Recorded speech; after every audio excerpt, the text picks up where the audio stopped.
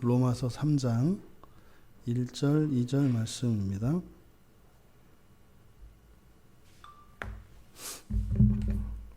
로마서 3장 1절과 2절 말씀 우리 같이 함께 읽겠습니다. 그런즉 유대인의 나음이 무엇이며 할례의 유익이 무엇이냐? 범사에 많으니 우선은 그들이 하나님의 말씀을 맡았음이니라. 아멘. 과연 좋은 게 뭘까? 과연 좋은 게 뭘까? 이렇게 설교 제목을 정했습니다. 사도가 그런즉 유대인의 나음이 무엇이며 할례 유익이 무엇이냐? 사실은 이 질문의 그 바탕에는 유대인의 그 역사적인 삶과 또 신앙에 대한 아주 오래고 깊은 궁극적인 질문입니다. 유대인들은 이방인들과 구별되어지는 선택받은 민족으로서 한 분이신 참 하나님의 특별한 은혜를 입은 백성들입니다. 그들에게는 그것에 대한 믿음이 있었고 그것이 넘쳐서 자부심을 지나 교만에 이르기까지 했습니다. 그래서 다른 어떤 민족에 대해서 배타적인 민족이 되기까지 했습니다. 그런데 그런 믿음을 가지고 있었음에도 불구하고 유대인의 역사를 오늘날까지 되돌아보면 과연 하나님께서 택하신 그런 정말 특별히 복받은 그런 민족이냐라고 하는 질문에 대해서 선뜻 그렇다라고 대답할 수 없습니다. 실제로 여러분들에게 유대인들의 역사를 모방한 그런 과거가 여러분들에게 있고 또 흔히들 우리가 말하는 그 유대인들의 부귀와 번영 이런 것이 주어진다고 할 때 그러한 삶을 선택하겠는가 했을 때 쉽사리 네라고 대답하기 어렵습니다. 그저 짧게는 몇십 년, 길게는 몇백 년에 한 번씩 인종 청소라고 하는 형태로서 유대인들의 박해와 그들의 그 말살행위는 역사 속에서 끊임없이 계속되어 왔었습니다. 그래서 정말 집도절도 없이 그렇게 온 세계를 돌아다닐 수밖에 없는 디아스포라적인 삶, 그 유목민과 같은 그런 삶을 살았던 것이 유대인의 역사입니다. 그런 그들에게 과연 그들의 내면에 참으로 우리가 하나님의 백성인 것이 그 어떤 민족보다 우월하다. 그리고 그것이 그 신앙이 하나님의 선택이 우리에게 크게 도움이 된다. 라고 생각을 하는가에 대해서 사실 사도 바울이 단도직입적으로 마음속 깊이 있는 그 질문을 건드리고 있습니다. 더더군다나 이때 당시는 로마의 지배를 받고 있던 상황입니다. 피지배 민족으로서 거의 노예의 신분에 방불한 유대인들에게 과연 그들의 하나님이 그들에게 자랑이 되고 그들이 가지고 있는 이 신앙이 그들의 삶 속에서 어떤 도움이 되는가라고 묻는 겁니다. 그러니 기껏해야 심리적인 것들 이런 것으로 치부할 수 있고 또 정말 자기보다 더 궁색하고 비참한 상태를 보고 얻는 기가 막힌 위안 정도를 복으로 과연 생각할 수 있겠는가? 이것은 오늘날 그리스도인들에게도 주어지는 질문입니다. 사실 유대인들이 역사 속에서 계속 가지고 있었던 질문이고 당시 초대교회의 유대인들뿐만 아니라 그리스도인들도 가지고 있었던 질문이고 이것은 오늘날을 살아가는 우리 그리스도인들도 가지고 있는 질문입니다. 우리가 이 말씀 앞에 정직하게 우리의 이 의문점, 의구심을 내놓아야 합니다. 그리고 성경적으로 이 부분을 확실하게 해결을 해야 합니다. 알아야 하는 이유가 여러 가지가 있습니다만 가장 직접적인 이유는 그래야 우리가 사탄 마귀의 놀이개가 되지 않습니다. 우리 인생에 대한 분명한 이해가 없으면 우리는 사탄 마귀의 놀이개가 됩니다. 그저 우리의 입맛에 맞추어서 그저 사는 모양새가 좀 편안하고 좀 되는가 싶도록 만들어주면 마치 그것이 무슨 대단한 권세이고 능력이고 자유이고 평화인 양 그렇게 좋아라 합니다. 그러다가 그런 거 하나를 일부만 톡 건드려 버리면 순식간에 그냥 천국에서 지옥으로 떨어지는 타락한 천사와 같이 여지없이 그냥 곤두박질 치는 것이 우리네 인생입니다. 이 부분을 해결하고 가야 합니다. 지금 사도 바울이 던지고 있는 이 질문은 저의 생각으로는 아마 유대인으로서 철저한 바리새인의 삶을 살 때도 가지고 있었던 질문이며, 그리고 그 질문에 대한 답을 담메색 도상에서 예수 그리스도를 만나고 확실히 해결되었던 것 같습니다. 답을 찾은 거죠. 그래서 이제는 어떤 경우에도 요동치 않는 그리스도인 참된 하나님의 백성이 되었습니다. 사실상 사도들 가운데 말제 사도이지 않습니까? 그래서 최소한 다른 사도들은 이 문제들이 다 해결되었을 거라고 당연히 생각했을 거예요. 심지어 교회에 있는 그리스도인들의 대부분은 이 문제로 고민하던 사람들이었을 것이고 또 이 문제가 해결되었을 거라는 생각을 가졌을 겁니다. 늦게 온 사람들이 가지는 공통점이에요. 자기가 가지고 있었던 약점들은 부끄러운 것이고 이런 문제는 나만 가지고 있다는 생각을 합니다. 다른 사람들은 다 해결되었을 거라고 생각을 하죠. 그런데 막상 교회 안에 들어와서 보니까 깜짝 놀라는 거죠. 어떤 경우에는 아예 그런 고민조차 안 하고, 그리고 더 놀라운 것은 대부분이 여전히 그리스도를 만나기 이전의 삶 속에 가지고 있었던 그 고민들을 아주 소중히 잘 간직하고 있다는 겁니다.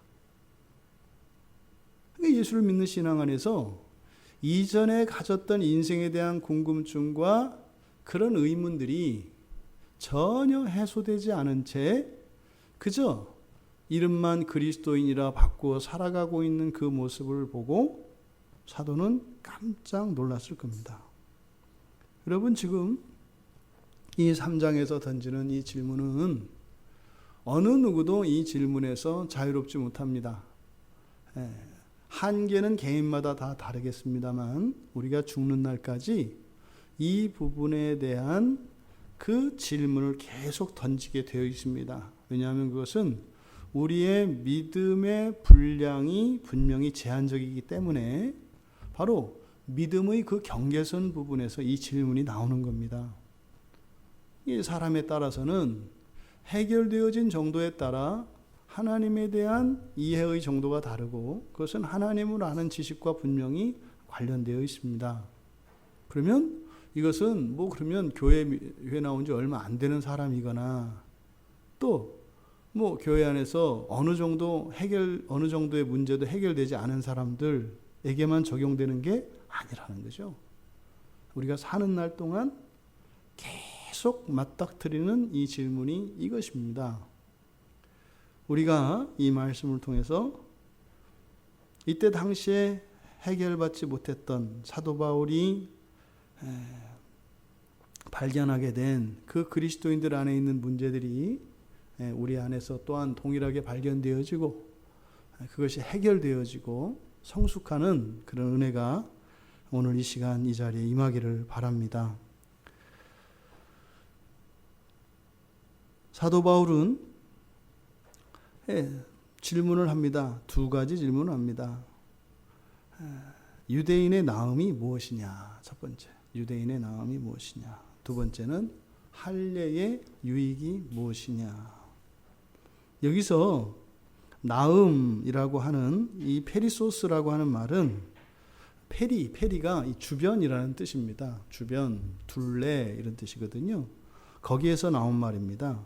그래서 여기서 나음이라고 하는 것은 일정한 수나 분량 또 어떤 지위나 이런 필요를 초과하여 넘치는 것, 이걸 말합니다. 보통 우리들이 알고 있는 차고 넘치는 충만이라는 개념이 있지 않습니까? 충만이라는 것은 이렇게 이 컵에 물이 채워지고 넘치는 양을 말합니다. 넘쳐 흐르는 것을 우리가 충만이라고 합니다. 그럼 여기서 나음이라고 하는 것은 그 힘을 말해요. 그 힘, 그 영향력 이런 것을 말합니다. 그러니까 유대인의 나음이라고 하는 것은, 이 나음이라는 말은 초월적이고 그리고 아주 특별한 것이고 그리고 넘쳐나는 것입니다. 그러니까 유대인의 나음이라는 것은 유대인이 아닌 이방인들에 비해서 그들이 가지고 있는, 즉 이방인들이 가지지 못한, 또 이방인들이 가지고 있는 그 힘과 능력, 그 권세를 초월하는, 능가하는 그 무엇을 여기서는 유대인의 나음이라고 얘기를 하는 겁니다. 예를 들어서 그러죠. 유대인들은 IQ가 높다더라. 그러니까 이방인들은 IQ를 다 재봐야 100밖에 안 되는데 유대인들은 그냥 아무나 IQ를 재도 IQ가 150 이상이라더라. 이런 걸 말하는 겁니다. 그러니까 어떤 능력에 있어서, 어떤 그들의 신분이나 지위 이런 것들에 있어서 탁월하게 뛰어난 무엇, 이것을 말한단 말이죠. 그러면 유대인은 하나님의 선택을 받은 민족인데 과연 유대인들이 다른 이방인들보다 우리말로 하면 잘난 게 있느냐 이 말이에요.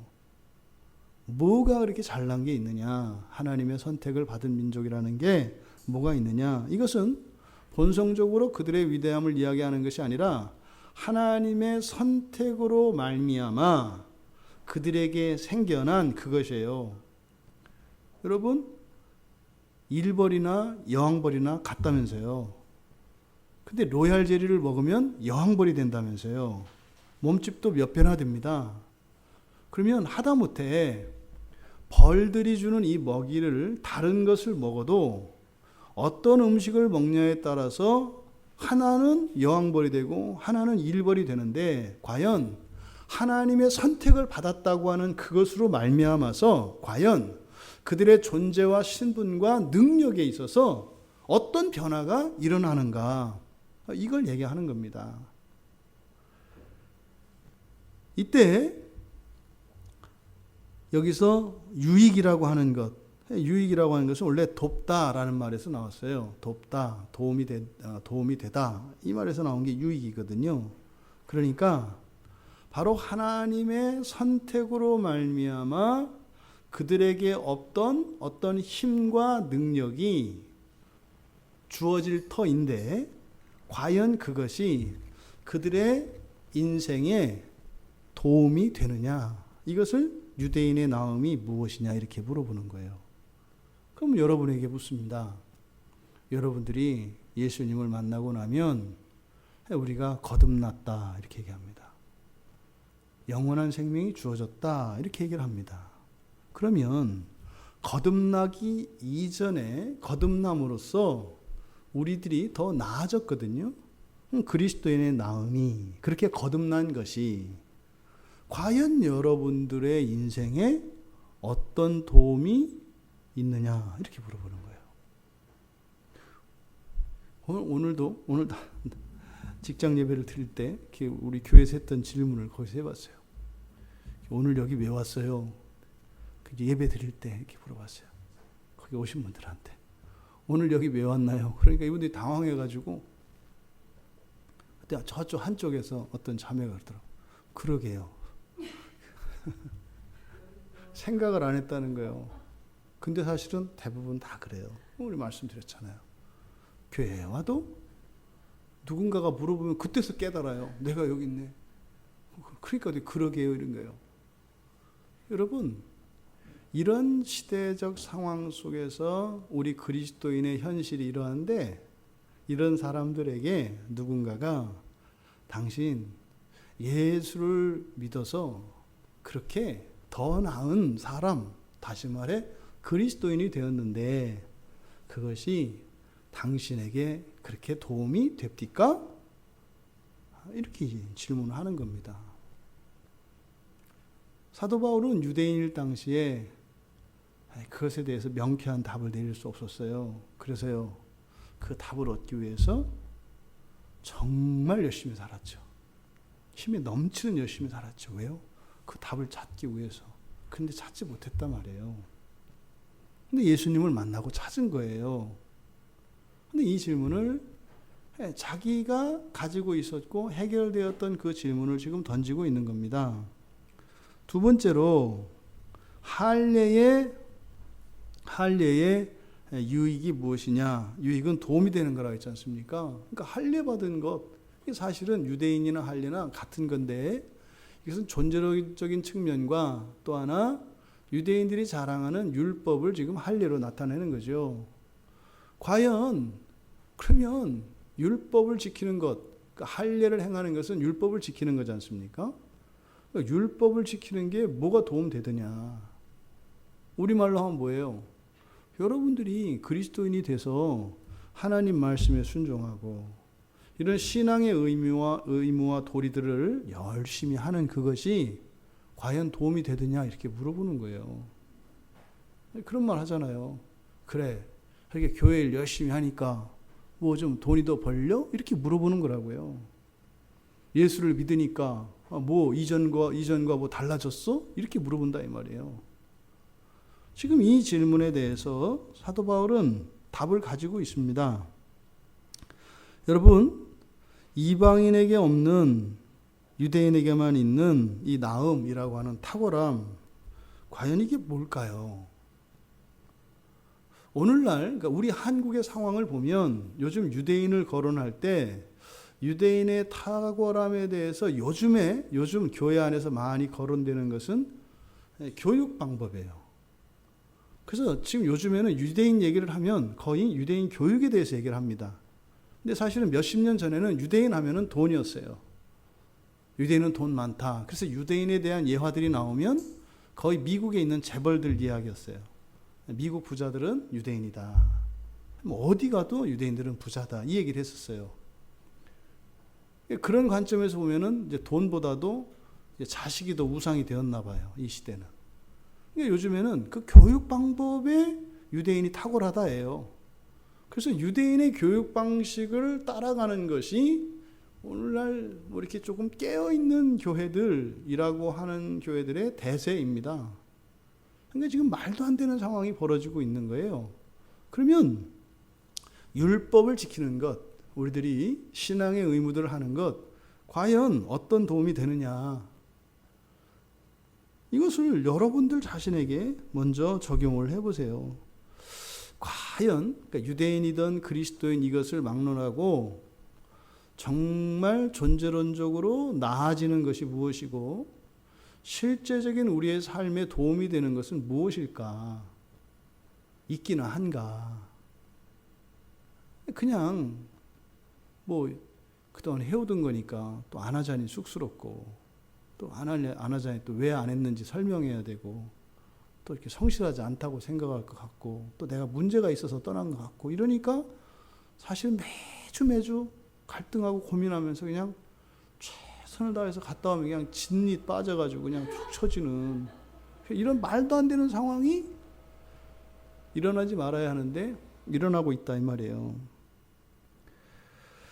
과연 여러분, 정말 여러분들이 그리스도인 된 것이 여러분을 더 낫게 했고 여러분이 세례를 받은 것, 우리의 신앙의 이런 도리들의 가장 핵심적인 것은 사실은 성례전인 세례죠.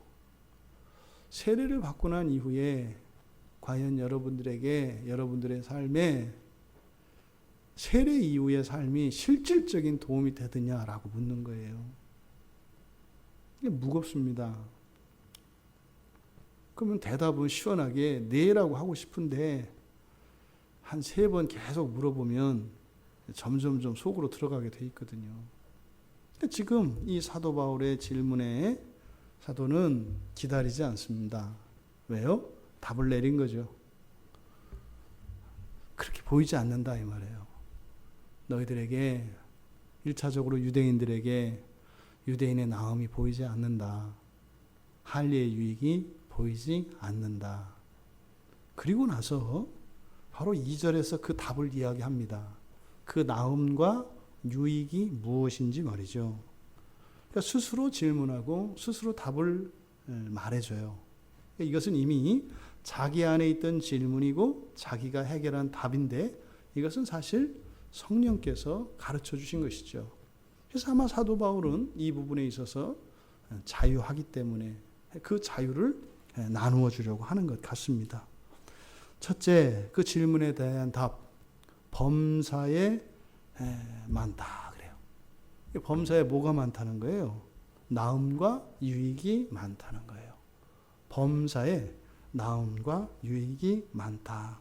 여기서 범사라고 해석한 이 말은 모든 길을 이렇게 번역한 겁니다. 모든 길. 이것을 길을 일로 해석한 거예요.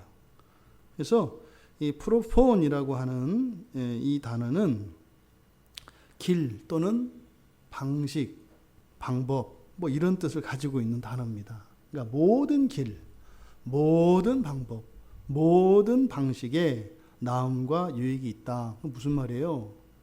하나님의 택함을 받은 백성들은 모든 일을 하는 데 있어서 다르다는 거예요. 다르다는 거예요. 유리한 점이 있다는 거예요. 도움이 되는 점이 있다는 거예요. 그리고요, 수준이 다르다는 거예요.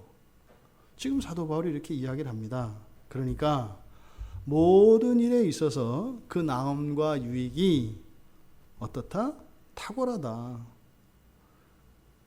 만약에 사도 바울이 이렇게 이야기했다면 이것은 우리 그리스도인들 모두에게 경험되어질 수 있는 일입니다. 원래 이런 거라는 거예요. 모든 일에, 모든 범사에 이렇게 나음과 유익이 넘치도록 있을 거라는 거예요. 그럼 보십시오. 하나님의 말씀과 우리의 경험이 충돌할 때가 있습니다. 하나님의 말씀은 그런데 나의 경험으로 보면 그렇지 않아요. 여기서 이제 인생이 갈리는 거예요. 그래서 하나님의 말씀을 따라 나의 경험과 다르지만 하나님의 말씀을 따라 살아가면 나의 인생이 하나님 말씀대로 바뀝니다. 그런데 하나님의 말씀이 아니라 여전히 나의 경험과 나의 전제들을 믿고 따라가면 그런 인생을 살아갑니다. 최종적으로 하나님이 완성시키셔요. 그러니까 이런 의미에서 우리의 인생은 우리 각자가 선택하는 것입니다. 근데 선택한다는 것은 불순종의 삶을 살면서 순종하는 자가 누리는 복을 누리는 건 없어요. 불순종하면 불순종하는 자에게 예정되어진 그 삶을 살게 되어 있고 순종하면 순종하는 자들에게 예비되어진 삶을 살게 되어 있어요. 이해되시죠? 순종하면서 불순종하는 삶을 사는 자의 삶을 살 수 없고 불순종하면서 순종하는 자에게 주어진 그 복을 받으며 살 수 없다 이 말이에요. 근데 우리는 이렇게 살고자 합니다. 불순종하되 순종하는 자들이 누리는 그 삶을 향유하기를 바라요. 여기서 이제 막 온갖 음모와 거짓과 하나님에 대한 원망과 완전 원맨쇼가 일어나죠. 사실 이런 사람들은 세상적으로 보면 다 정신병원에 가야 될 사람들이에요. 자기가 뭘 원하는지도 몰라요. 그러니까 알 수가 없어. 또 반대로 순종하는 삶을 사는 사람조차도 불순종하는 자들의 삶이 자기에게 미칠까 봐 염려하면서 살아. 그러니까 결국에는 순종하나 불순종하나 둘 다 헷갈리기는 마찬가지예요. 이게 혼란입니다. 혼란. 그게 누누이 말씀드리잖아요. 우리들이 먼저 확정해야 될 것은 내가 불순종의 삶을 살 것인지 순종의 삶을 살 것인지를 결정하라는 거예요. 그리고 순종하는 자에게 주어진 삶이 무엇인지 알고 그 삶을 누리면서 살라 이 말이에요. 또 불순종하기로 작정을 했으면 불순종하는 자들에게 주어진 삶이 이 성경 안에 저렇게 나와 있단 말이에요. 그러면 그런 거 가지고 괴로워하고 뭐 이렇게 뭐 술 마시고 막 이러지 말고, 야 신기하다, 그대로 된다, 이렇게 하면서 살아라 이 말이에요. 야 진짜 죽겠네, 야 진짜 되는 거 없네, 이렇게 하라는 거죠. 그러다가 뭐 좋은 일이 생기면 야 되게 좋았다가 이렇게 떨어뜨리려고 이게 한번 올리는구나, 이렇게 알면 돼요. 불순종하는 삶을 사는 사람이 자기 인생 안에 이렇게 기쁘고 즐거운 일이 생겼다고 복인가 보다 천만에요. 그럼 더 높이에서 떨어뜨리기 위해서 더 높이 끌고 올라가는 것 뿐이에요. 그럼 복이 아니죠. 떨어질 운명이라면 높이 올라가는 게 복입니까? 아니죠. 높이 올라갈 때 어떻게 해야 돼요? 아이고, 이 높이는 안 되겠다. 그러고 얼른 와서 회개하고 돌이켜야 되는 거죠.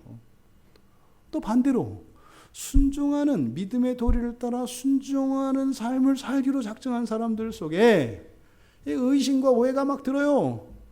무슨 일이 딱 생겼을 때 어이쿠 하고 덜컥하고 겁을 낸단 말이에요. 그러면서 뭐예요? 나에게 무슨 뭐 잘못한 게 불결이 있었나? 이렇게 또 막 안에 또 그냥 속은 것으로 냅다 파죠. 그게 아닌 거죠. 이것은 뭐예요? 오히려 정말 더 높이 뛰기 위하여 개구리가 도약하는 것과 같이, 그리고 용수철을 깊이 눌러서 더 높이 튕기시기 위한 하나님의 연단의 과정인 거죠. 그러니까 순종하는 자들에게 찾아오는 고난의 의미, 이것은 도약입니다. 파격적인 하나님의 높이시는 일에 대한 기대감입니다. 불순종하는 이들에게 인생의 행운과 같고 복인 것 같은 것이 올 때 이것은 긴장감입니다. 이것은 견딜 수 없는 추락에 대한 예고입니다. 이것을 깨달아야 된다 이 말이에요. 하지만 우리의 삶 속에서 그것이 나오지 않는다. 지금 사도 바울은 분명히 얘기했습니다. 범사에 많다고 말이죠. 우리가 참신앙을 갖고, 그리고 이 참신앙의 이런 자세와 사고를 견지하고 믿음을 따라 살아간다면 범사에 반드시 유익과 나음이 많습니다. 이런 간증은 셀 수 없어요. 이것이 옳다고 하는 증언은 헤아릴 수 없이 많다고요.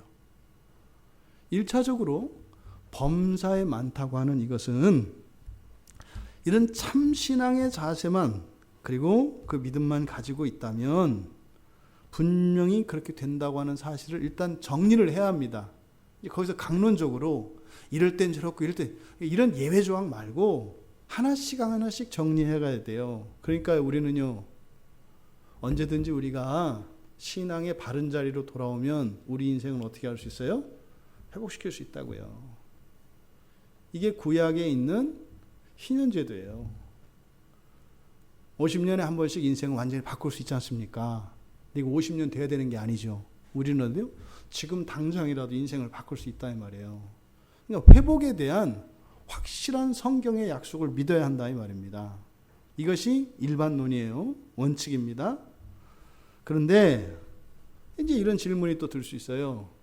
교회 다니는 사람만 그러냐? 안 그렇잖아요. 그죠? 아니, 예수 믿는 사람에게만 그런 일이 일어나는 게 아니잖아요. 모든 종교라 이름 지어지는 이런 것들 안에는 또 심지어는 뭐예요? 그저 만몬신이라고 할 수 있는 인간의 능력과 열심과 그 노력에 의해서 맺혀지는 열매들이 있지 않습니까? 이런 것들이나 다른 종교에서 일어나는 그런 유익과 탁월함, 이런 것들은 다 있다고요. 그러니까 범사에 많다라고 하는 이것은 사실 기독교에만 있는 특별한 유익과 나음은 아닌 것 같아요. 그러니까 이것은 일반 종교에 있는 보편적인 유익과 나음이라고 볼 수가 있어요. 그러니까 이것은 여기에 필요한 것은 딱 하나예요. 절대자를 인정하는 거예요. 참 하나님이 되었든 귀신이 되었든 우상이 되었든 말도 안 되는 어떤 초월적 존재의 권위를 인정하기만 하면 돼요.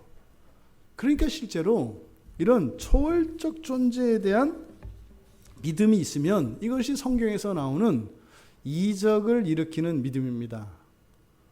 그러니까요, 사람이 가지고 있는 이 절대적인 믿음이라고 하는 것은 역사하는 힘이 커요. 이것은 참 하나님의 지식과는 사실은 상관이 없어요. 그러니까 일반 종교 안에도 범사에 많은 이 일들은 일어난다. 다만 이들에게는 종말의 구원이나 영원한 행복과 복은 없습니다. 단지 이것은 현세적이고 일시적인 성공과 번영만 가능합니다. 그게 다예요. 그러니까 이 모든 것들은요, 종말에 가서 다 불타버리는 것들입니다. 그러니까 지금 사도께서 범사에 많으니 할 때 범사라고 하는 것은 사실은 예외 없이라고 그랬잖아요. 그렇죠? 모든 일, 그러니까 모든 길인데 여기서 말하는 범사에 포함되지 않은 게 있겠죠. 그러니까 세상에 눈으로 우리가 발로 밟는 길이 아니라 세상을 우리가 살아가면서 눈으로 목도하고 우리가 경험할 수 있는 일반론적 영역 안에서 이 자연 안에서 경험되어질 수 없는 그런 영적인 일이 있잖아요. 그러니까 범사와 뒤에 나오는 하나님의 말씀, 이것은 두 가지 영역에 서로 다른 두 자원을 이야기하고 있어요. 그러니까 범사에 포함되지 않는 그 일은 영적인 길입니다. 그러니까 범사에는 영적인 일까지 포함된 것은 아니다. 그러니까 이 범사에는 하나님의 말씀에 대한 믿음에 대한 거론이 없어요. 온전한 믿음에 대한. 그러면 보십시오. 하나님 말씀인 성경을 믿지 않고 또 그것을 공부하지 않고 또 그것을 따라 살아가는 삶이 없다면 앞에서 이야기한 범사의 많은 유익과 나음 정도는 누릴 수 있어요.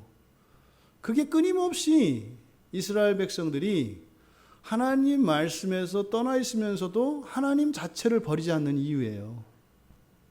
하나님께 불순종을 하지만 하나님 자체를 버리진 않는다니까요. 그냥 인정해요. 다른 신들 중에 하나로.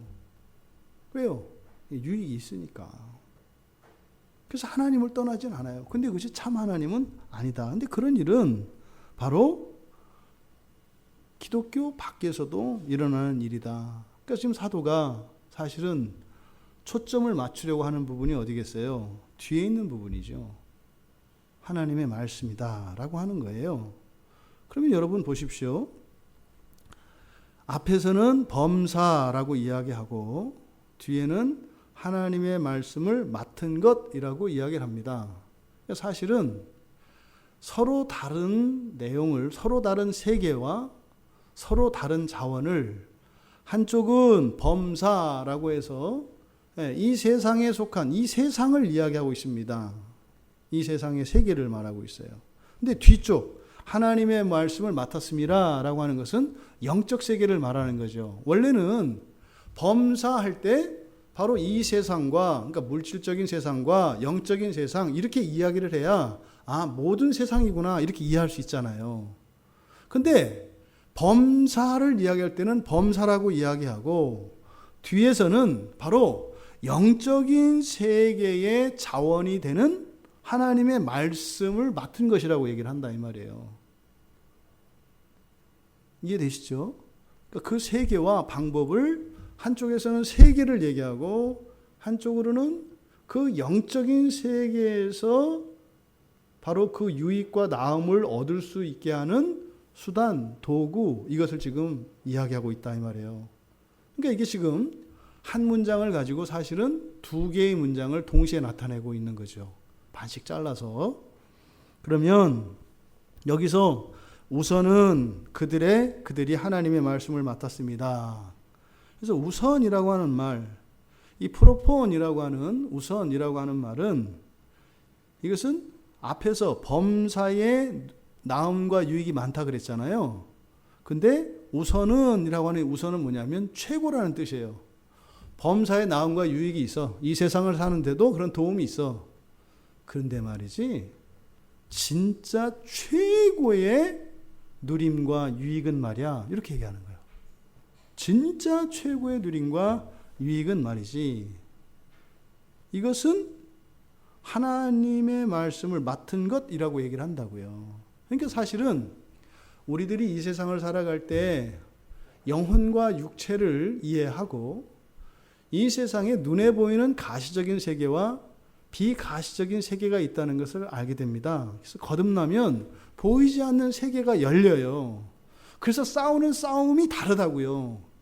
단지 보이는 세계에서 일어난 일이 아니라 이제는 보이지 않는 세계와 보이는 세계를 동시에 살아가기 때문에 영적인 원리와 이 자연의 원리를 동시에 이해하지 않으면 일치된 신앙과 삶의 일치가 안 나타나요. 그래서 앞에서 범사의 누림과 유익을 이야기했습니다만 내가 순종을 하면서 살아가요. 그런데도 어떤 일이 일어나요?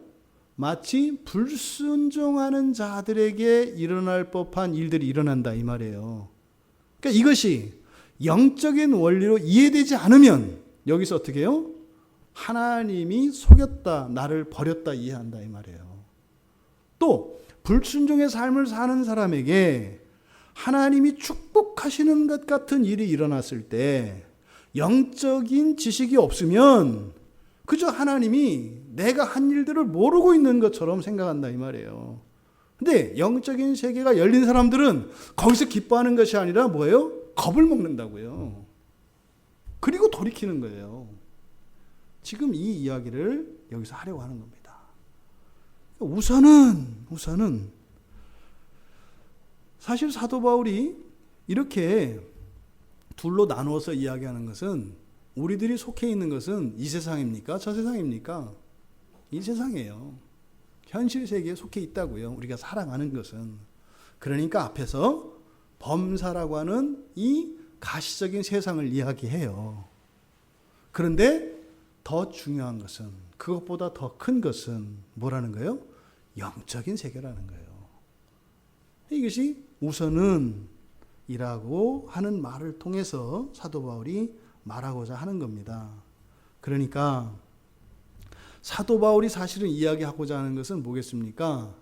이런 범사의 일뿐만 아니라 바로 영적인 세계에서까지 이 유익이, 나음과 유익이 다 있다는 사실을 말하고자 하는 것이요. 사도 바울의 이 가르침의 핵심은 둘 다입니다. 영적인 세계와 그리고 이 물리적인 자연세계 모두에게 나음과 유익이 있다는 것을 이야기하려고 하는 겁니다. 그런데 우리들은 세상에 속해서 범사에 관심이 더 많고, 그런데 실제적으로는 영적인 세계가 우선해야 된다는 거예요. 그러니까 실제적으로는 영적인 세계가 우선해야 되는데 우리는 우리의 현실, 우리의 몸으로 살고 있는 이 시대에서 일어나는 그것이 더 우선적이고 큰 가치로 받아들여진다 이 말이에요. 바로 이 부분을 사도 바울이 이야기하는 겁니다. 여러분, 우선적이다라고 하는 것은 훨씬 더 큰 거라 그랬어요. 그러니까 이런 범사에 많은 것보다 더 큰 것이라는 의미가 있습니다. 또 하나는 이 둘을 먼저 둘 다 차지하기 이전에 양자택일의 문제로 놓으면 어떻게 된다는 거예요? 가차없이 범사에 많은 것을 버릴 수 있어야 한다 이 말이에요. 같이 갖는 것이 제일 좋습니다. 최악은 같이 못 갖는 겁니다. 그 다음 이제 우선순위가 문제인데, 범사의 유익과 영적인 세계의 유익이 이렇게 상충할 때 양자택일의 문제에서 뭐를 선택해야 된다는 거예요? 영적인 유익을 먼저 택해야 된다. 그러면 그 안에서 범사에 이런 많은 나음과 유익이 주어질 거예요. 근데 반드시 주어지는 게 아니라 그랬죠. 영적인 원리 때문에. 그럴 수도 있고 안 그럴 수도 있다. 또 불순종에 처한다 할지라도 반드시 비참하고 불행한 인생을 살아가는 것은 아니다. 어저께 어떤 지체가 뭐 한 가지 질문을 해왔어요. 어떤 목사님이 어떤 책을 썼대요. 그래서 이분이 어떤 분인지 좀 이야기해 달라고. 책 제목이 자녀들을 절대 교회에 가지 말게 하라고 이렇게 책 제목을 정했어요. 느낌상으로는 이분이 둘 중에 하나 이렇게 딱 이 사람이 어디서 공부했는지 이렇게 느낌으로 오더라고요. 이렇게 이렇게 하는 신학교 아니면 이렇게 어떤 감 무슨 교단 이쪽에서 정상 그 교단이 그런 거 아니에요. 잘못 공부한 사람들이거든요. 애들을 교회 보내면 큰일 나더만요. 애들을 교회 보내면 요즘 애들이 이렇게 된 게 다 교회에서 만들었더만요. 애들을 이렇게 배타적으로 만들고 어려서부터 세뇌를 시키고 이상한 아이들로 이상한 사람으로 만들었다고 그 원흉이 교회래요. 이분은 기독교가 뭔지도 모르고 하나님을 만난 적도 없어요. 이 사람은 전혀 만난 적이 없어요. 그런데 그 책이 이렇게 해가지고 막 방송을 타고 그래요. 책 내용이 사실은 이거는 형편없는 책이거든요. 기독교도 아니고 아무것도 아니에요. 사실은 이거 뭐겠어요? 목사의 이름으로 무신론적 세계관을 딱 드러내니까 딱 맞는 거예요. 본인들이 하고 싶은 말을 누가 했다는 거예요? 내부 고발자가 했다 이 말이에요. 그러니까 이게 맞다는 거죠. 그래서 이 책을 소개해 준 게 교회 안 다니는 어떤 학부모가 교회를 다니고 있는 집사에게 이 책을 소개를 했더래요. 우리의 교회에 데려갈 생각하지 마라. 내가 바본 줄 아느냐. 이런 의미로 이제 시위하는 의미로 보냈던 것 같아요. 그러니까 이 말도 안 되는 이런 일들이 사실은 이 질문에서 비롯된 것입니다. 그러니까 그 목사라고 하는 송아무개 목사던데 그냥 제도적으로 어떤 자격을 갖췄으니까 목사 안수 줬겠죠. 근데 그 사람은 목사가 되면 안 되는 사람이에요. 아직 주님을 만나지 않았거든요. 그런데 목사라고 하는 이름을 사용하면서 무신론자들의 이런 세계관을 드러내는 것은 이율배반이에요. 그럼 사실은 그런 생각을 가지고 있으면 어떻게 해야 돼요? 교회를 떠나야 되는 거예요. 그리고 나서 그렇게 얘기를 해야죠. 전 목사 이렇게 얘기하는 거죠. 목사라고 하는 것은 하나님의 종으로서 부르심을 받은 사람이에요. 그런데 하나님은 없다고 얘기해요. 그럼 둘 중에 하나가 가짜거든요. 하나님의 종이면 하나님이 있어야 하나님 종 되는 거 아니에요. 그런데 목사라고 하는 신분도 유지하고 또 하나님은 없다고 하는 얘기도 한다 이 말이죠. 이게 뭐겠어요? 교회 파는 장사꾼이에요. 그냥 교회에 생활했던 이거를 가지고 무슨 르포기사를 쓰는 것처럼 그거 책 만들어가지고 장사꾼에 불과한 거예요. 그 사람은 어떻게 생각할지 모르겠지만 현재 그 사람이 쓴 책에서 나타나는 그 사람의 신앙은 전혀 하나님을 알지 못해요. 근데 왜 이런 일이 일어날까? 이 질문이에요.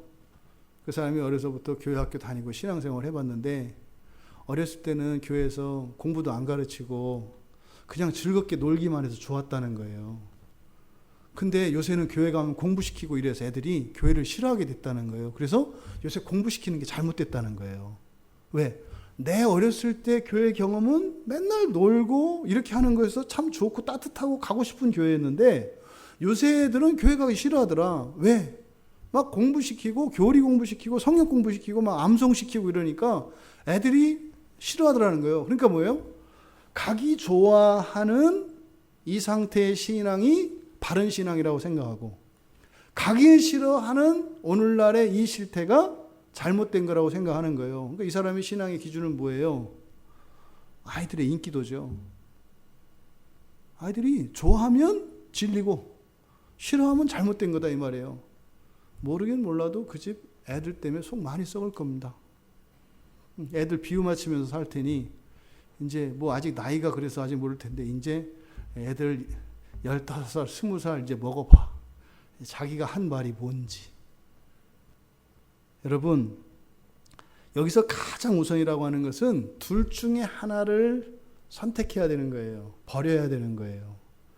삶 속에서 이런 고난과 역경과 시련이 온다 할지라도 영적인 가치를 위해서 기꺼이 그를 버릴 수 있어야 합니다. 이것이 순서상으로 그렇게 되는 거예요. 그리고 경험적으로는 어떻게 돼요? 영적인 질서가 바로 잡히면은요, 물질 세계의 질서는 반드시 바로 잡히게 되어 있습니다. 다만 그 시간과 방법은 하나님 주권에 맡겨야 돼요. 근데 이 부분 때문에 이게 자꾸 딜레이가 되죠. 시간과 방법을 지정을 해요, 하나님께. 몇 날 몇 시까지는 다 마무리해 놓고, 또 이거는 절대로 하지 말고 이런 식으로 하고, 이렇게 지시서를 딱 작업 지시서를 하나님한테 내린다고요. 이것 때문에 지금 사도 바울이 범사에 많고 이것이 영적으로 더 많다, 가장 많다라고 하는 이것이 성취가 안 되는 거예요. 여기서요, 사도 바울이 하는 이 말이 다른 그의 서신서에서 나왔던 고백을 생각나게 합니다. 그는 그리스도의 사도가 되는 것과 그 이전에 그가 가졌던 모든 특권적 신분과 지위, 명예, 지식이 있었습니다. 근데 그는 그것을 뭘로 여겼다 그래요? 배설물로 여겼다 그럽니다. 철저하게 그는 영적인 이 가치가 그것을 능가하는 것임을 믿었고 그렇게 살았어요. 그랬더니 어땠다는 거예요?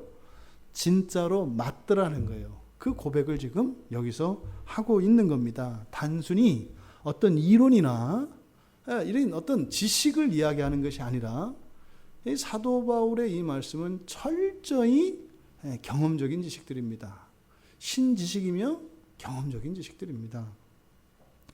이렇게 범사라는 말과 하나님의 말씀을 맡았다라고 하는 이 말을 가지고 어떻게 두 세계에 대한 이야기고 영적인 원리와 세상에 대한 원리라고 이렇게 얘기를 하느냐, 너무 이게 비약적인 거 아니냐, 뭐 이렇게 얘기할 수도 있는데, 근데 충분히 설명이 되고요. 그것에 대해서 결정적인 증거는 바로 뒤에 나오는 맡았음이라는 말입니다. 맡았다라고 하는 이 말은 바울이 자신의 사명과 관련해서 사용하는 특별한 단어입니다. 맡았다라고 하는 이 단어는. 근데 사실은 이 맡았다라고 하는 단어가 뭐냐면 믿는다라는 피스티오예요. 피스티오를 이렇게 맡았다라고 번역을 한 것은 이 피스티오라고 하는 이 단어에 맡기다, 맞다라고 하는 의미가 있다고 그랬죠. 사전적인 의미가. 내가 누구를 믿는다라고 하는 것은 뭐라 그랬어요? 나의 재산을 맡길 수 있는 거라 그랬죠. 믿음과 맡기는 것은 일치예요. 또 반대로 맞는 것도 포함되죠. 누가 나를, 그러니까 내가 저 사람을 믿을 때는 내가 맡기기만 하는 것이 아니라 저 사람이 뭔지 모르겠지만 이상하게 물컹거리는 것을 나한테 맡아달라고 했을 때 느낌은 시체 같은데 의심하지 않고 그냥 맡는 거예요. 믿음 안에는 이렇게 맡고 맡기는 것이 포함되어 있습니다. 그런데 이 피스티오라고 하는 말을 맡기다 내지는 맞다라고 이렇게 사도 바울이 독특하게 사용해요. 그러니까 이것은 사도 바울의 서신서에서만 나타납니다. 이렇게 맡았다라고 하는 이 단어. 그러니까 이 피스티오를 맞다, 맡기다라고 이렇게 이야기했을 때는 이것은 다 무엇과 관련되어 있다고요? 구원의 사명과 관련되어 있는 말이에요. 그러니까 여기서 하나님의 말씀을 맡았다 할 때는 하나님의 말씀은 기본적으로는 항상 토라입니다. 율법, 말씀 이렇게 이야기할 때 이때의 정황에서는 토라를 말해요. 토라의 두루마리를. 그러니까 이 토라의 두루마리를 맡은 것은 유대인이 그 율법을 가지고는 있는데 그게 무엇과 관계되어 있다는 거예요? 구원의 사명과 관계되어 있다는 거예요. 여기엔 지금 복선이 들어가 있습니다. 왜 이 피스티오를 썼느냐? 사실은 유대인들이 하나님의 말씀을 맡은 것이 그들을 위해서 그들이 그 말씀을 잘 보존하고 지키라는 것이 아니라 어떤 의미였던가요? 이 세상을 구원하는 그 사명이 유대인들에게 주어졌다는 것을 여기서 암시하고 있는 거예요. 근데 유대인들은 어떻게 살았어요? 세상과 단절시키고 폐쇄적인 공동체로 살았어요. 그러니까 말씀을 맡기신 하나님의 뜻과 그들의 이해와 그들의 삶은 완전히 반대되는 거였다고요. 그러니까 유대인들은 세상을 구원할 수 있는 그런 사명을 통해서 하나님의 능력과 복이 허락되었었는데 유대인들은 순종했어요? 불순종했어요? 불순종했다고요. 그를 맡은 것이 아니라 하나님은 맡겼는데, 다시 말해 구원의 사명과 관련하여 그것을 주셨는데, 세상을 구원하라고 주셨는데 그들은 그것을 어떻게 해요? 간직했죠. 그것을 활용한 것이 아니라 간직했다고요. 그리고 성 깊숙한 곳에 그것을 감추어 뒀습니다. 실제로 구약의 역사 속에서 보면은 역대기나 열왕기에서 보면 나오잖아요. 요시아가 갑자기 막 성전 수리하다가 어디 이상한 데서 율법이면 막 나오고 하는 이런 일들이 나온다고요. 그러니까 이들이 하나님께서 하나님의 말씀을 맡기신 그 의미를 이해하지 못했다라고 하는 것을 이게 사실은 살짝 복선으로 집어넣은 거죠. 그러니까 앞에 범사와 하나님의 말씀을 맡기는 이 사역을 영적인 세계와 그리고 가시적인 물리 세계를 이야기한다라고 하는 이것이 무리한 적용이 아니다. 실제로 뒤에 3절에 가면은 이제 3절에 보면은 뭐 이 단어가 많이 사용됩니다. 피스티오가. 어떤 자들이 믿지 아니하였으면 믿다라고 하는 게 피스티오예요. 또 그 믿지 아니함이 또 믿부심을. 그러니까 계속해서 바로 이 구원의 문제를 거론하고 있는 것을 우리가 봐요. 그러니까 하나님의 선택을 받는다라고 하는 것은 무엇과 관련되어 있다? 사명과 관련되어 있다는 거예요. 사명과.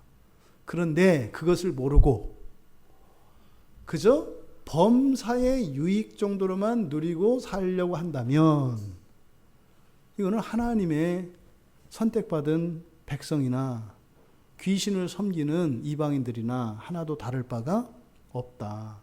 만약에 그렇게 살았다면 너희들이 유대인으로서 심지어는 그리스도인으로서 그 나음과 유익을 누릴 수 없게 되는 것이다 라고 하는 사실을 이야기하려고 하는 겁니다.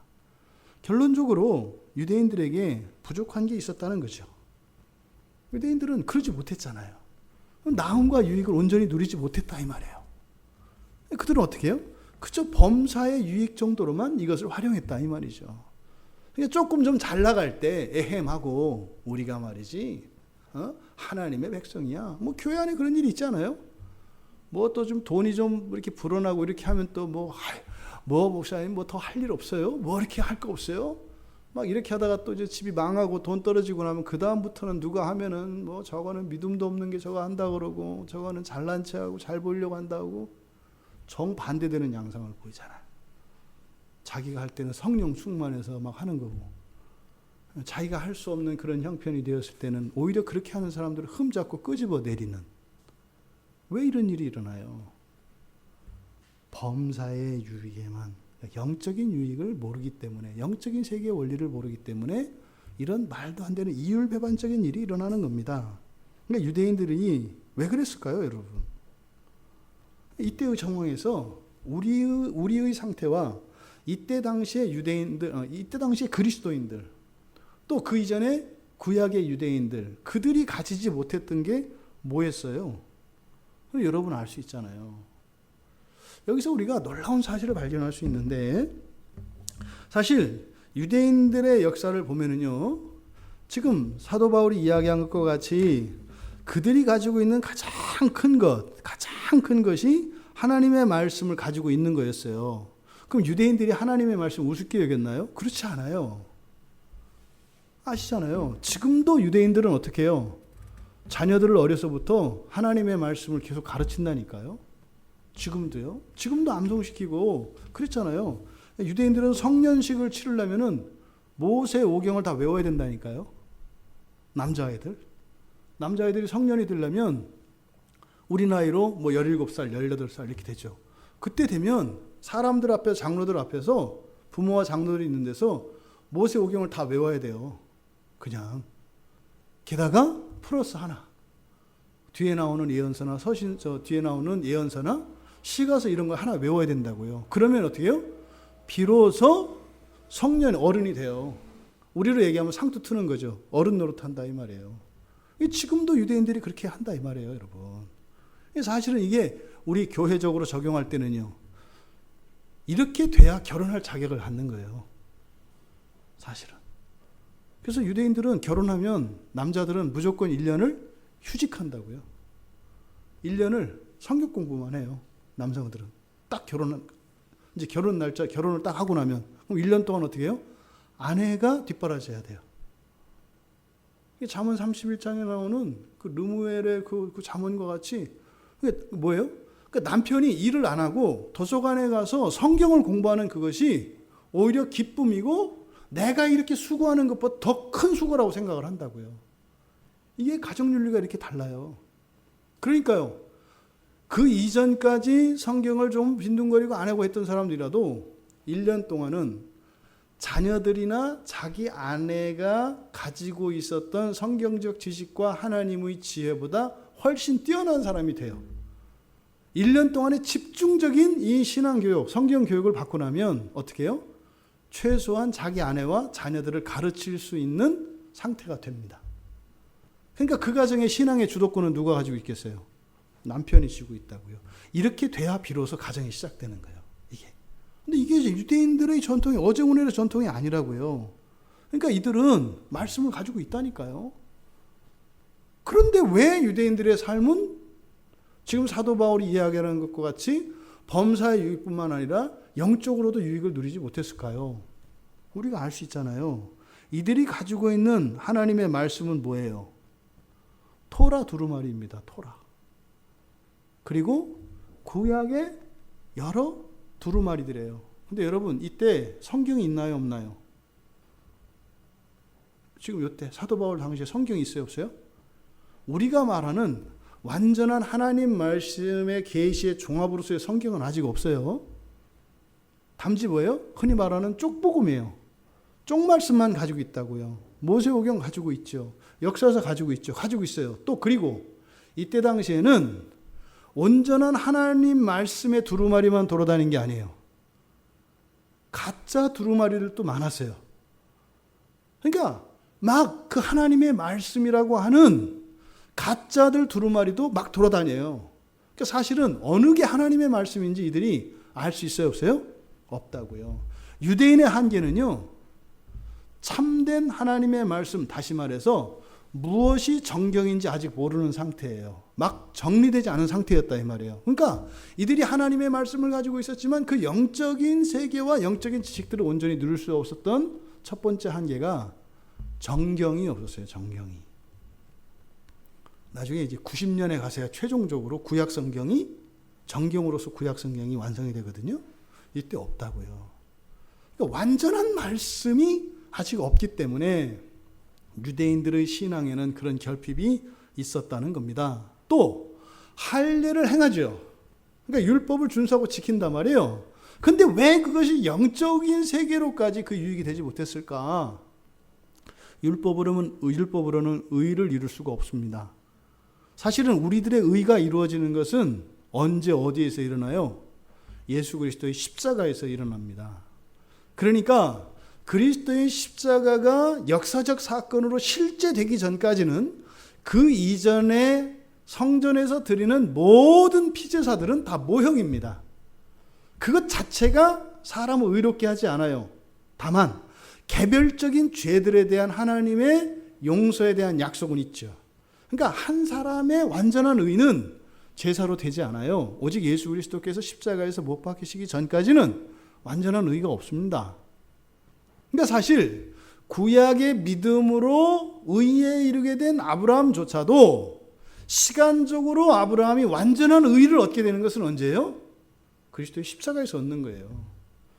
십자가에서 그리스도께서 십자가에 매달리시고 죽으시는 그 순간에 과거와 미래 그리고 이 지구뿐만 아니라 온 우주로까지 그 그리스도의 의가 퍼져나갑니다. 비로소 완전한 의가 전가되는 거예요. 그럼 그걸 계산하려고 하지 마세요. 그러면 아브라함이, 그럼 예수님이 십자가에서 죽으시기 전까지는 그 영혼이 어디 있었어요? 이런 건 계산하지 마세요. 그런 거는. 십자가에서 비로소 십자가에서만 완전한 의가 나온다. 이것만 아시면 돼요. 그러니까 실제로 이들은 율법을 지키며 준수하고 살았던 삶이 있었어요. 그런데도 못 누린다 이 말이죠. 그것은 바로 완전한 의이신 예수 그리스도의 십자가의 그 의미와 가치를 알지 못하면 이루어지지 않습니다. 오늘 교회 안에서도 마찬가지입니다. 내가 사람 되고 내가 그리스도인 된 거, 내 구원과 내 삶의 기쁨과 모든 즐거움이 예수 그리스도로 말미암는다고 하는 이 사실을 알지 못하고 믿지 못하면 영적인 유익 못 누려요. 단지 범사에 많은 것 정도만 바라겠죠. 그러니까 마음이 오락가락 왔다 갔다 하나님 말씀에 따라가는 것이 아니라 내 환경과 현재의 상태에 따라서 신앙의 색깔이 바뀐다 이 말이에요. 이게 구약의 유대인들이 했던 거라니까요. 근데 그것을 초대교회의 그리스도인들도 똑같이 지금 범하고 그 실수를 범하고 있는 겁니다. 그러니까 지금 사도가 여기서 깨달은 것은 유대인, 구약의 하나님 백성인 유대인들에게 어떤 결핍, 온전하지 못한 게 있었다. 이게 뭐다? 완전한 하나님의 말씀, 이것이 없었고, 율법을 준수하는 그것이 사실은 율법 자체로 의를 이루는 것이 아니라 예수 그리스도의 십자가로 말미암는 것인데, 십자가에 대한 이해와 십자가에서 그리스도께서 이루신 대속에 대한 믿음이 없다면 성취될 수 없는 것이라는 것을 알았던 거죠. 여러분, 그래서 그리스도께서 십자가에 죽으신 율법의 완성은 무엇입니까? 사랑이죠. 사랑이 이 모든 율법을 참으로 율법되게 하고, 죽이는 그리고 정죄하는 율법이 아니라 생명의 율법이 되게 해요. 뭐가요? 사랑이요. 여러분, 십계명을 사랑의 관점에서 이해해 보세요. 완전히 다른 의미가 된다니까요. 해라 하지 마라가 아니라 나 이외에 다른 신을 내게 두지 마라. 이게 뭐예요? 난 네가 나만 바라보기로 원해. 난 너만 바라볼 거야. 이 얘기예요. 이게 나빠요? 아니라니까요. 그러니까 뒤에 나오는 사람들 사이에서 있는 계명도 마찬가지예요. 살인하지 마라. 이게 무슨 말이에요? 절대로 이 세상 사람들이 너를 못 죽이게 할게. 얘기해요. 네가 아무리 천은공노할 죄를 저질러도 절대 사람들이 너를 못 죽이게 할게. 이게 살인하지 말라는 거예요. 그 살인이, 우리는 그러죠. 자기가 주인공이 돼서 내가 죽이는 것만 생각해. 자기가 맞아 죽을 생각은 안 하고. 다른 사람이 나를 못 죽이게 하는 거예요. 그러니까 하나님의 사랑이라니까요. 그러니까 사랑의 관점으로 구약의 율법들을 바라보면 말입니다. 그 율법에는 나를 향한 하나님의 사랑이 절절절절절 넘쳐 흘러요. 그러니까 십자가에서 나타난 그 그리스도의 사랑, 그것이 구약에 있는 모든 율법을 생명의 율법으로 바꾸게 하는 것이 사랑의 율법이라는 거예요. 이것이 없었죠. 그러니까 유대인들은 이 범사의 한계를 뛰어넘지 못했다 이 말입니다. 사도 바울은 그것을 깨달은 겁니다. 어쩌면 말이죠.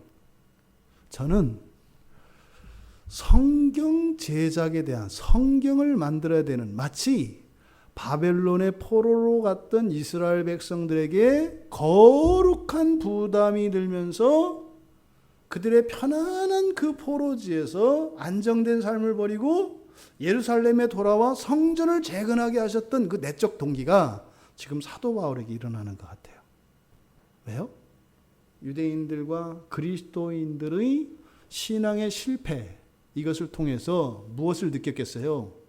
완전한 하나님의 말씀에 대한 필요를 느꼈겠죠. 저는 그렇게 봐요. 이래서 정경이 만들어지는 거구나.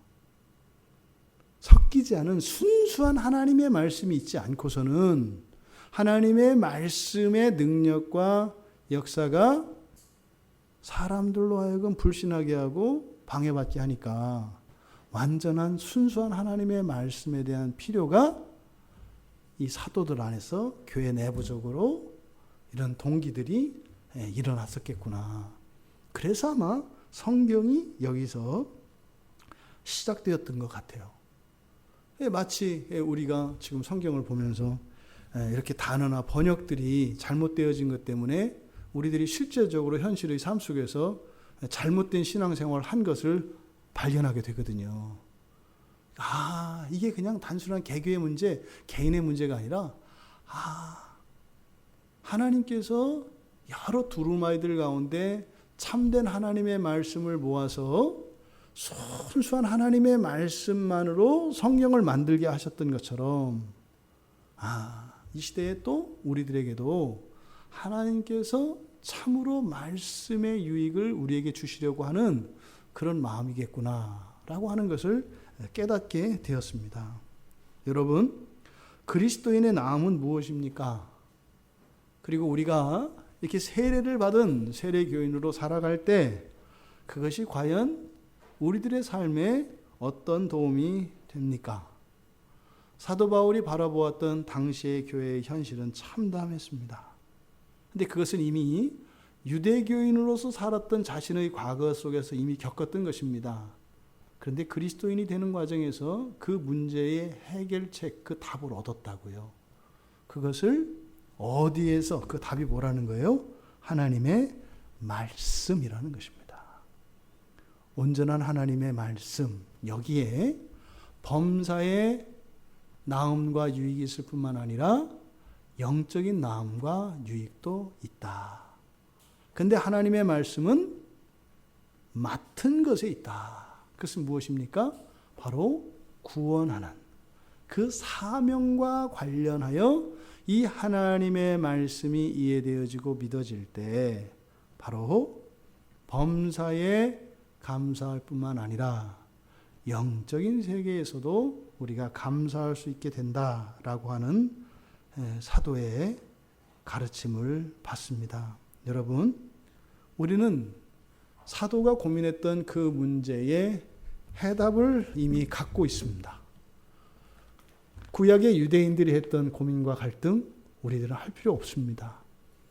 또 초대 그리스도인들이 가졌던 이런 이율배반적인 신앙의 태도, 그들에게는 아직 온전한 하나님의 말씀이 없었기 때문이었습니다. 근데 우리는 이제 핑계가 없습니다. 핑계가 없습니다. 하나님의 계시가 완전히 드러나기 때문에 핑계가 없습니다. 그것은 한편으로 우리들의 마음을 무겁게 합니다.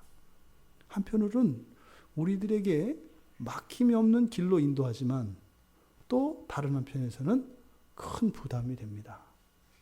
여러분, 이 성경이 우리에게 주어진 이유를 분명히 아셔야 합니다.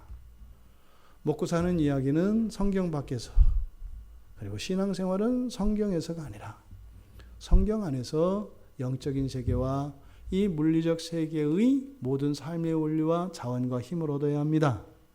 또 이것이 단지 나에게만 국한되어진 그것이 아니라 이 세상을 구원하시려고 하는 그 하나님의 구원과, 다시 말해 믿음과 관계되어진다고 하는 이 사실을 기억하시기 바랍니다. 여러분 과연 좋은 게 있습니까? 아멘. 예수를 믿고 세례를 받은 것이 나의 나음과 유익의 이유입니다. 그것은 오직 성경을 통해서만 우리들에게 그렇게 되어진다고 하는 이 사도 바울이 얻었던 이 해답이 우리들의 가슴을 시원하게 하고, 또 우리가 신앙에 대해서 우리 인생에 가지고 있었던 모든 의문들을 풀어낼 수 있는 이 시간이 되었기를 주님의 이름으로 축원합니다.